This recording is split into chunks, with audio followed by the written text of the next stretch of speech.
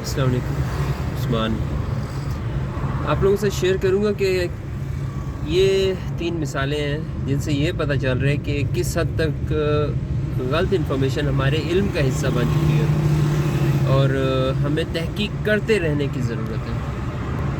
ایک بہت مشہور بات ہے کہ علم حاصل کرو چاہے تمہیں چین جانا پڑے، یہ حدیث کہی جاتی ہے عموماً۔